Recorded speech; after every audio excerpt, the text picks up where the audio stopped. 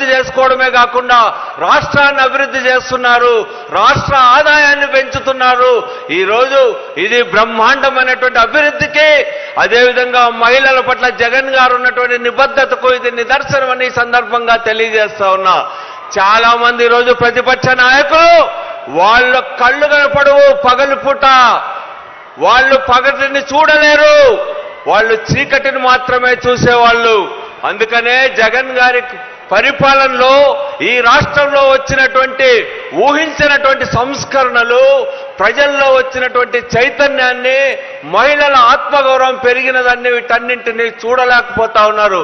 ఈరోజు ఏం చెప్తా ఉన్నారు?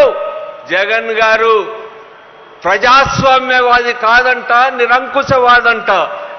ఇంకొకైన లోకేష్కి నోరు తిరగని నోటుతో అంటాడు, ఆదిత్య జగన్ అంటాడు ఆయన. నేను అడుగుతా ఉన్నా, ప్రజాస్వామ్యానికి మీకు అర్థం తెలుసా అని అడుగుతా ఉన్నా. ఇంతకంటే గొప్ప ప్రజాస్వామ్యవాదిని ఈ ప్రపంచంలో చూపించమని అడుగుతా ఉన్నా. తనకు ఓటు వేయనటువంటి వాళ్లను, మాకు ఓటు వేయనటువంటి వాళ్ళు ఎవడైనా ఒక్కడిని చూపెట్టమని అడుగుతా ఉన్నా. ఒక స్కీమ్ అందనటువంటి వాళ్ళు, అర్హత ఉండి స్కీమ్ అందని వాడు ఎవడైనా ఉంటే ఒక్క పేరు చెప్పమని నేను ఈ సందర్భంగా అడుగుతా ఉన్నా. మరి ఇది ప్రజాస్వామ్యం కాదా అని చెప్తా ఉన్నా. మీలాగా నేను బాగా చెప్తా ఉన్నా. ఇక్కడే ప్యాపిల్లో ఒక ఎస్సీ పిల్లవాడు, వాళ్ళకి ఆరోగ్యం బాగలేక 8,000 రూపాయలు డబ్బులు వస్తే సీఎం రిలీఫ్ కింద కేశవ్ వాళ్ళ సోదరుడు ఏం చెప్పాడో తెలుసా?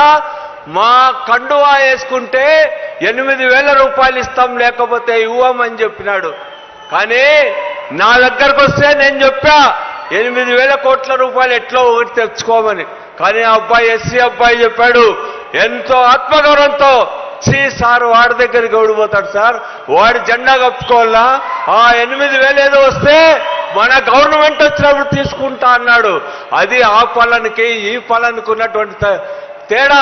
ఇక్కడ కులం చూడలే, మతం చూడలే, పార్టీ చూడలే, మాతో శత్రుత్వం ఉన్నటువంటి వాళ్ళని చూడలే.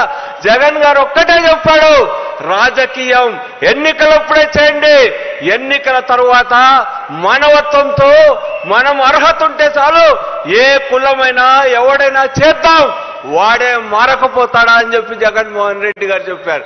నిజంగా మేము ఈరోజు అప్రజాస్వామికవాది జగన్ గారు అంటే ఈ స్కీములు మేము మీ పచ్చ కండువా వేసుకున్న వాళ్ళకి, లేకపోతే ఎర్ర కండువా వేసుకున్న వాళ్ళకి, గులాబీ కండువా వేసుకున్న వాళ్ళకి ఇవ్వకపోతే ఏమైందేదని చెప్తున్నా ఈ రాష్ట్రం. ఈరోజు 197% మందికి అమలు చేస్తా ఉన్నాం.